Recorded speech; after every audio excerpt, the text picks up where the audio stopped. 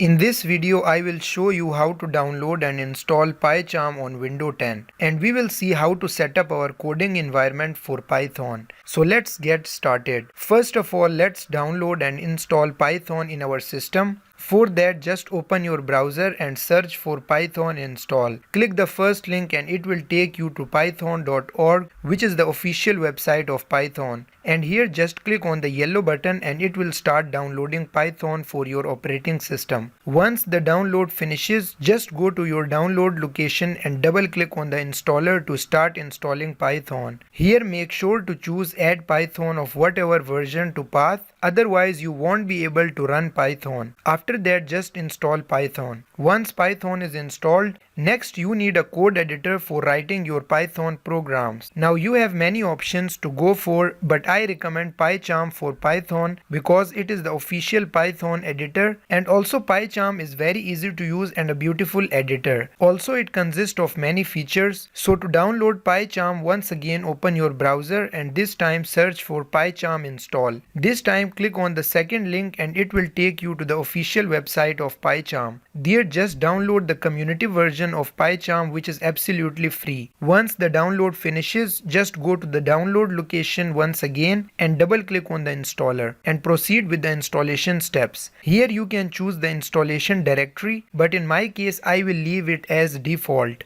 And here make sure to check mark the first two options. The first one is used to create PyCharm shortcut on your desktop, and the second one is responsible to allow PyCharm to find Python and communicate with it. After that, proceed with the installation steps. Now you have your coding environment for Python is ready. So now we can write our very first program in Python. So for that, just open PyCharm Editor, and if you installed PyCharm for the first time, you will see this screen. Just click on new project and here name your project. I will name it to, let's say, Python tutorial, and make sure to check on this option which says create main.py. After that, click on create. Now here let's remove everything that is provided to us by default and let's write our very first hello world program. So we have written our very first program in Python that will print hello world on the console. Let's run our program by clicking on the run button at the top right corner of our code editor, and there you go, it says hello world. Now before ending this video, I want to make some changes in the editor window as well as in the console window so that our code looks a little bit nicer and cleaner. So for this, just click on file, settings,